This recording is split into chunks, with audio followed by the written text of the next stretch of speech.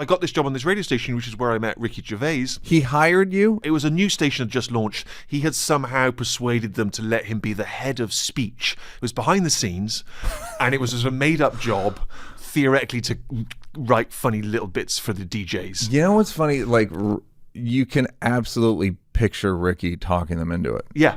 Yeah. Like, so I'll be head of speech. But he immediately said, I'm going to need an assistant.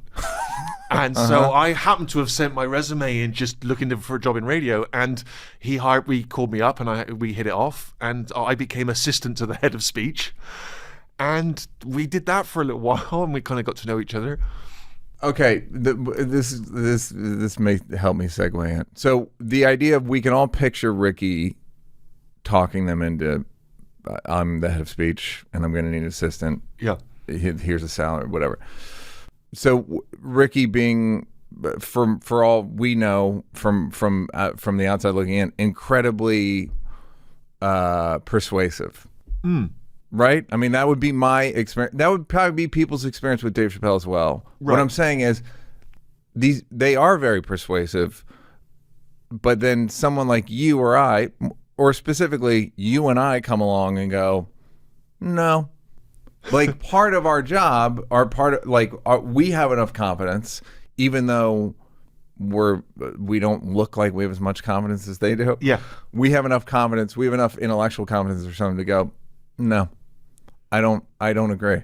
That's right. And I think it's also about Ricky got this job on the station, but he was older and he sort of slightly drifted into it.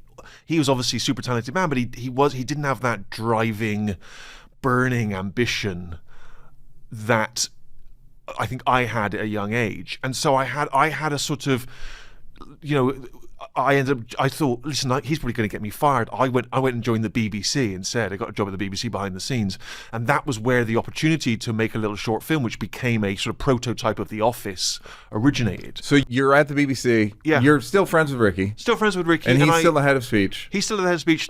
And I would call him, and I was doing menial jobs at BBC, and I would phone him. He'd be like boating on Regent's Park Lake in the middle of the afternoon instead of working. And I'd be up in sort of northern England, trying to arrange a film about line dancing or something, and I'm like, what am I doing? I've made terrible decisions. So you were making like documentaries, basically? No, I was making tiny little 3 or 4 minute segments for kind of daytime TV.